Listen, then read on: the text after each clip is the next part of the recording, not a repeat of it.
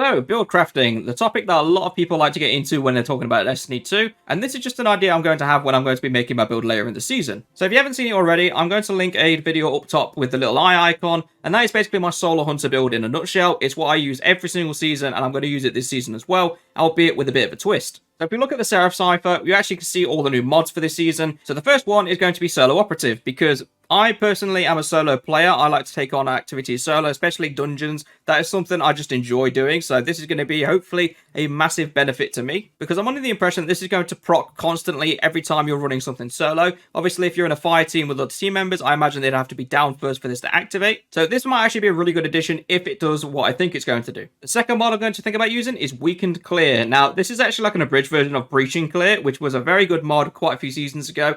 And this might be a toned down version of it. But for those who don't know, I love using Witherhoard. Yes, it did get a nerf for its pull, but from what I've seen, the direct impact still lasts just as long. So when I'm tackling any activity and I'm using the Witherhoard, which I'm going to pretty much all this season, I'm going to be running Weakened Clear, because that will weaken any combatant that gets hit by my Witherhoard. And as an added bonus, I can then have my weapons reloaded when they're stowed, so this is going to be amazing for one weapon in particular, and that is my good old bait and switch Cataclysmic. Yes, it's white and blue, don't ask me why, I can't remember why I put the shader on, but this combined with Witherhoard is a devastating combination, because bait and switch will constantly get procced every time Witherhoard hits, and then not to mention, fourth time the charm will constantly reload the mag as I'm shooting if I'm getting precision shots. And then in the event that I actually run out of ammo for the Cataclysmic, I can switch back to the Witherhoard, and because of Weakened Clear, I can actually reload my stowed weapons that way. Mod number 3, Energy Diffusion Substrate. So, I hope I said that right.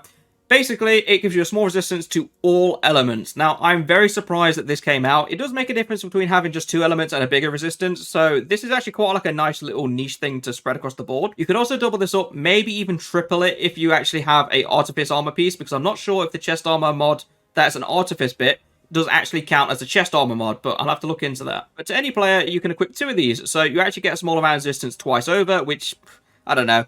Let's just say that's like a moderate amount of resistance to all elements. Mod number 4, Countercharge, and this is going to be interesting if I want to run Nightfalls. So if you're like me and you like to run Nightfall solo, let's say on Legend difficulty, maybe even Master if you're daring enough, Grandmaster if you're a lunatic, this will become very good for Charged with Light builds, which mine is. Because every time I stun a champion, I become Charged with Light, which then procs an array of other things I've got set up in the build already. And the 5th mod I'm going to mention, which I'm probably not going to be using as much as the others, is Lucent Finisher. It's originally appeared in Season of the Chosen, and it was very good at spawning heavy ammo for basically anything that you were doing, provided that there was a light bearer, which obviously the new strikes had Hive light bearers in them, and the campaign missions did as well, so you had the double dose of it. And then there was champions as well if you were doing the endgame activities, which made this ideal just to have regardless. Obviously, if I were going to use this, I'd have to swap out either Solo Operative or Weakened Clear. And I'm going to be honest, I'd probably end up swapping out Weakened Clear. And that might sound really strange to some people, but the thing is, if I swap out Weakened Clear, I can still keep Solo Operative. And obviously, if I'm going to be running with a fire team, it's the other way around. I'll keep Weakened Clear, and I'll swap out Solo Operative. Obviously, when I actually get to unlocking these, I'll show you guys exactly how the build looks, because it's going to be like a